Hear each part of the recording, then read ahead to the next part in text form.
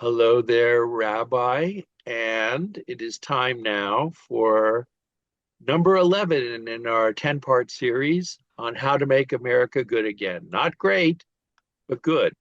So that includes our counting system. But what doesn't really count is religion and politics, which seems to be mixed together more and more these days.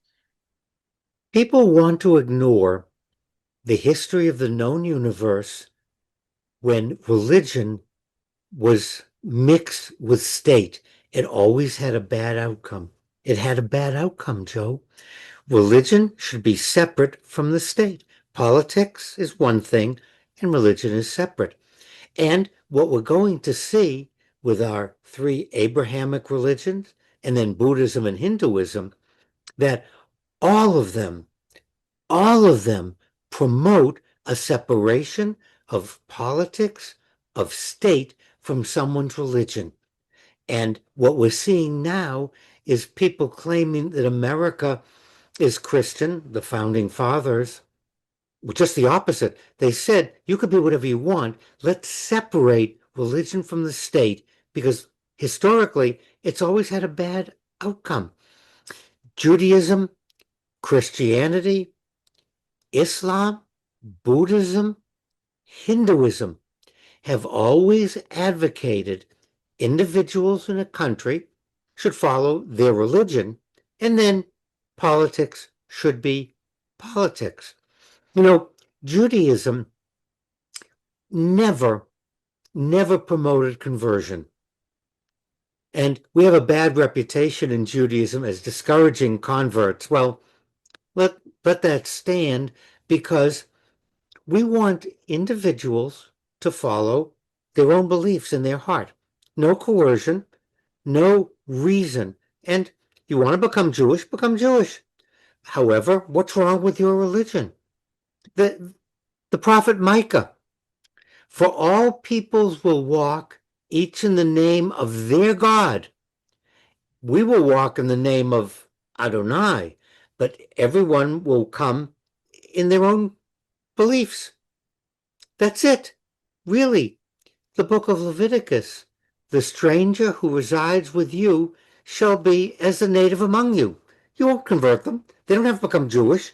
They will follow their religion, and this is the political system. So, in summary, Judaism is not a proselytizing religion. Judaism emphasizes mutual respect. You follow your religion, we follow ours. You know, and Christianity, as an Abrahamic religion, teaches the same thing. True faith must be voluntary. All people have inherent dignity and the right to seek the truth. That's it. And that's true of almost all religions to a certain extent. Everybody says we welcome you in and you don't have to convert. But as one of my favorite clerics at one point in my life said, yeah, but we use blackmail. The Catholic Church makes you go through wedding classes in order to join or get married in the church. Other religions say you don't, fine if you don't want to believe in us or you don't want to believe in what we're telling you, but you're going to go to hell and be burning for eternal damnation.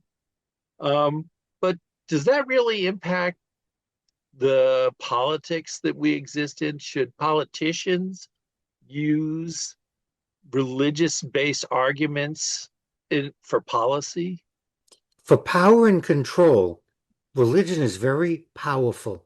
And politicians want to use that to get ahead, to either make money, to have control over people, for whatever reason. They're willing to ignore the basic teachings.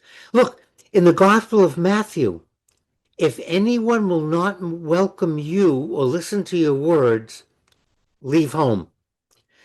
Matthew says, and Jesus in the Gospel of Luke, Jesus rebukes disciples who suggest punishing non-believers. What more proof do you need? Jesus himself taught, everyone is welcome. My mansion has many rooms. the Epistle to the Romans, let everyone be fully convinced in their own mind. No coercion, no coercion, no blackmail, no anything. And yet people want to ignore that and try to get their way in order to get into power. Muhammad protected people of the book. Jews, Muslims, Jews, Christians.